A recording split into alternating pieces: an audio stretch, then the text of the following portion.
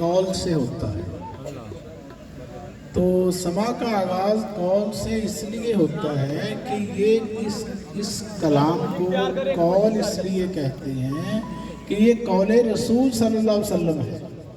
رسول پاک صلی اللہ علیہ وسلم نے غدیر خم کے مقام پر سٹیج لگوایا، 1.25 لاکھ صحابہ کا مجمع ہے، اور آپ نے حضرت مولا علی المرتضیٰ شیر خدا کو اوپر بلوایا، سٹیج کے اوپر محمد مصطفیٰ صلی اللہ علیہ وسلم، اور ان کا ہاتھ پکڑ کر انتظام بلند فرمایا اور کہا کہ سارے اس بات کو سن لو، سمجھ لو، آخری حج کر کے آ رہے ہیں مکہ معظمہ سے۔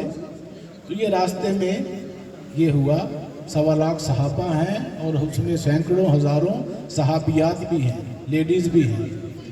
تو وہاں آپ نے فرمایا کہ من کنت مولا فہذا علی مولا، کہ سن لو جس کا میں مولا، میں محمد مصطفیٰ مولا، اس کا علی المرتضیٰ مولا، اور قیامت تک کے لیے مولا۔ تو یہ پوری کائنات کے مولا ہیں محمد مصطفیٰ۔ تو جو کائنات کے مولا محمد مصطفیٰ ہیں، اسی کائنات کے مولا علی المرتضیٰ۔ سبحان اللہ۔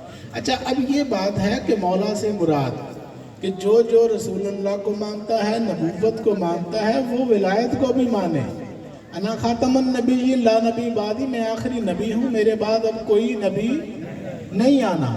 اب آغاز میں کر رہا ہوں ولایت کا، کیا حضرت علی کو بنا کر ولیوں کا امام بنا دیا، منبع ولایت کا آغاز ہو گیا۔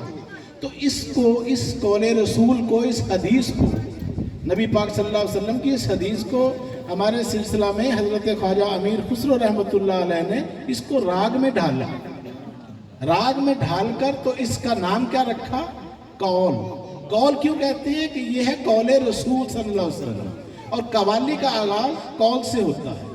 تو ابھی ہم نے رسول پاک کا قول سنا، اب اس کے بعد ہم نعت شریف سنیں گے۔ جی بسم اللہ۔